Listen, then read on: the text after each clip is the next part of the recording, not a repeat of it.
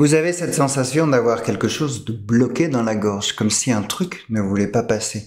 Comme si ça coinçait là, juste au niveau de votre cou. Et plus vous y pensez, plus ça reste, plus ça s'amplifie. Karine, un de mes clients, m'a dit un jour, j'ai vraiment l'impression d'avoir comme avalé une boule de golf. La RS coincée, puis j'ai du mal à respirer. Plus j'essaie de l'enlever, plus ça bloque. Alors, il a fait énormément d'examens, scanner, ORL, fibroscopie, et rien, nada. Il avait absolument rien. Et pourtant, il avait quand même cette gorge serrée du matin au soir. Corinne, notre cliente, arrivait même plus à manger. Elle coupait ses aliments en tout petits morceaux. Elle évitait les repas avec ses amis. Et elle avait peur d'avaler, peur d'étouffer. Et une pensée tournait en boucle dans sa tête. Et si, au niveau des examens médicaux, ils étaient passés à côté d'un cancer de la gorge? C'est exactement ça le problème. Ce n'est pas juste les sensations physiques qui sont le problème, c'est une peur tenace qui s'infiltre petit à petit dans votre quotidien. Au début, elle n'est pas trop forte, puis elle s'installe. Et un jour, vous vous retrouvez à éviter certaines situations. Même si tout va bien, eh bien votre corps, lui, il dit autre chose. Attention, danger. Alors que peut-être rationnellement, vous avez l'intuition qu'il n'y a rien du tout. Mais on va voir ensemble ce qui se passe vraiment dans cette gorge, dans votre gorge, et ce qui entretient cette peur. Et comment en sortir sans y passer des années. Alors votre gorge, c'est un carrefour hyper précis. Il y a deux voies. Une pour respirer, l'autre pour avaler. Et au centre, un petit agent de circulation qui s'appelle l'épiglotte. Je vais vous donner une métaphore simple. La gare de la gorge, on va voir ça. Imaginez une gare avec deux rails. Donc, une pour les trains, donc c'est l'air vers les poumons. Et une pour les bateaux, les aliments vers l'estomac. L'épiglotte, c'est ce petit clapet qui oriente le trafic. Il s'ouvre quand vous respirez, il se ferme quand vous avalez. Pour éviter, fort heureusement, que votre nourriture ne parte dans vos poumons. Et quand tout va bien, eh bien c'est merveilleux, le système est automatique, fluide, et on n'y pense même pas. Mais quand l'anxiété s'en mêle, eh bien c'est là que tout se complique.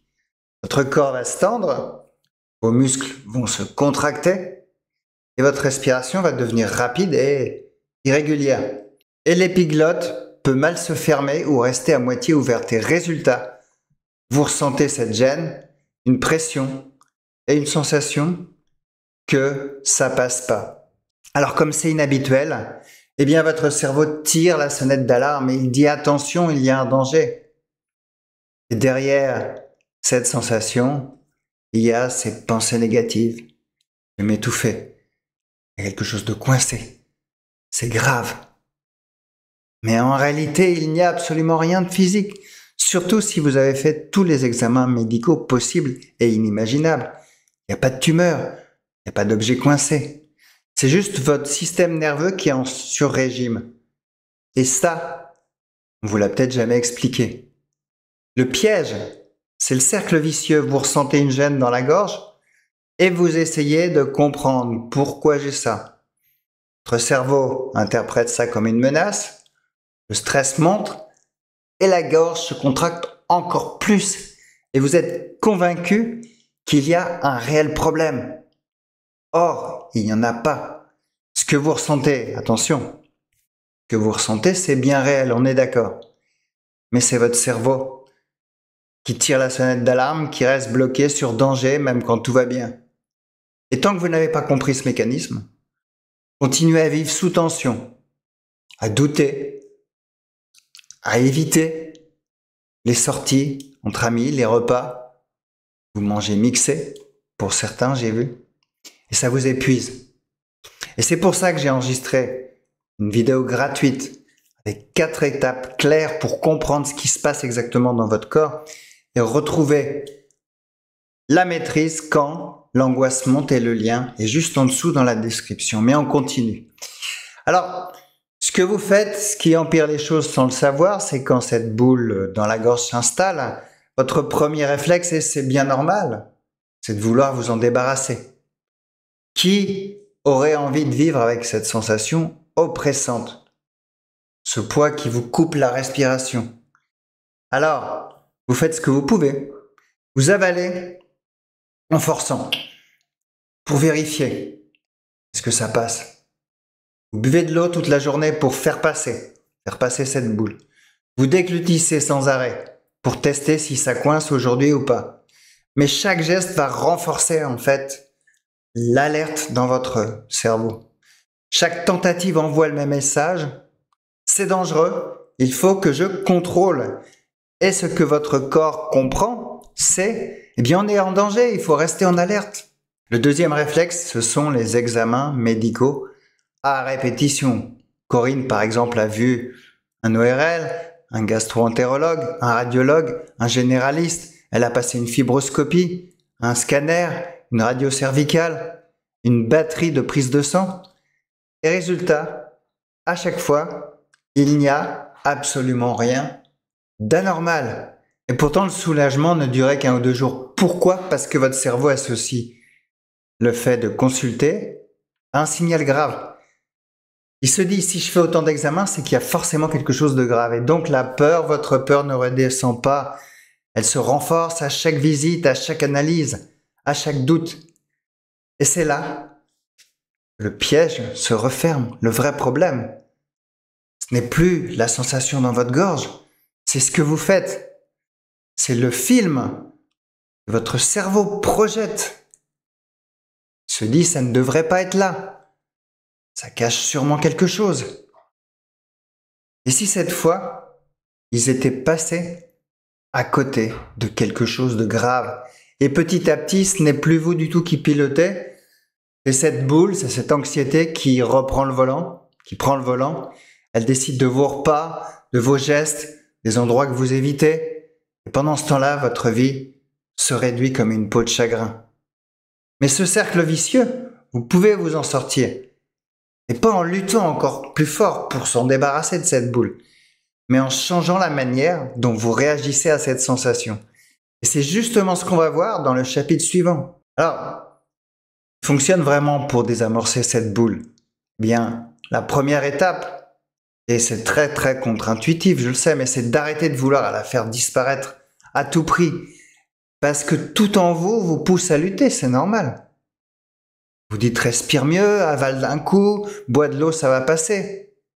Mais comme on l'a vu, à chaque fois que vous faites ça, votre cerveau entend attention, danger.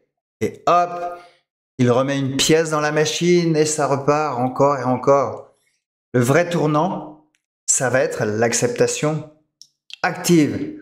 Alors, on entend souvent par acceptation, on peut se dire laisser faire, subir. Non, vous n'allez rien subir. Vous allez reconnaître juste que ce que vous ressentez et choisir de ne plus réagir en mode panique, comme si vous étiez dans une rivière et plus vous vous débattez, plus vous buvez la tasse, mais si vous vous laissez flotter, elle va vous entraîner et peut-être vous ramener sur le bord. Vous reprenez pied. Au lieu de penser, il faut que ça parte à tout prix, vous pourriez peut-être penser, je peux continuer avec ce que je fais là, même avec cette sensation. Et petit à petit, vous allez voir que votre cerveau intègre un autre message. Ce n'est pas une urgence. Je peux gérer. Le deuxième levier, c'est le discours intérieur. Cette boule n'est pas uniquement physique. Elle déclenche aussi des pensées automatiques négatives, comme je vais étouffer. On l'a vu, et s'ils avaient loupé quelque chose, et je dois vérifier encore et encore. Mais vous pouvez intervenir là-dessus. Pas en vous mentant, non, vous avez mal quand même. Mais en plantant des sortes de phrases claires, des phrases piliers. Voici des exemples pour que ça soit plus clair. Vous pouvez vous dire, c'est désagréable, certes, mais ce n'est pas dangereux. Ce n'est pas ma gorge qui a un problème, c'est mon système d'alarme qui est emballé. Je ne vais pas étouffer, je connais cette sensation. Je ne me suis jamais étouffé depuis que je l'ai.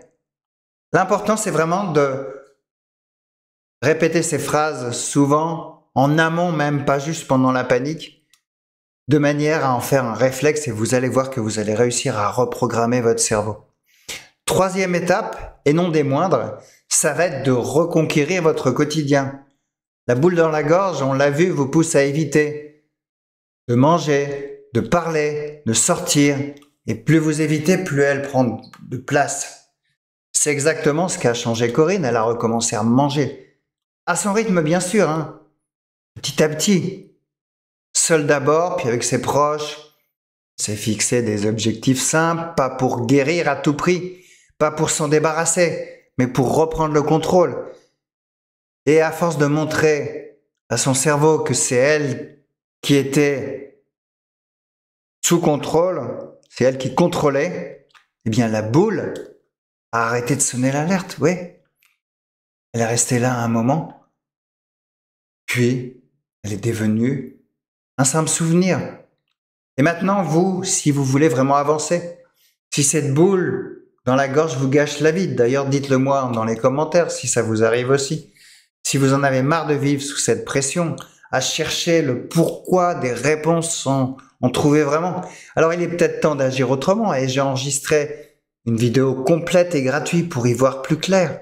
Elle vous guide à travers 4 étapes concrètes, c'est un véritable plan d'action, mais aussi elle vous guide pour comprendre ce qui se joue dans votre corps et retrouver la maîtrise quand l'angoisse prend trop de place. Et vous trouverez le lien juste en dessous, dans la description. Prenez le temps de la regarder. Vous découvrirez ce que personne ne vous a expliqué jusque-là. Et surtout ce que vous pouvez faire concrètement dès aujourd'hui. Et si vous ressentez que vous avez encore besoin d'aller plus loin, que cette angoisse vous freine dans votre quotidien, eh bien je vous propose aussi un appel découverte de 30 minutes totalement offert.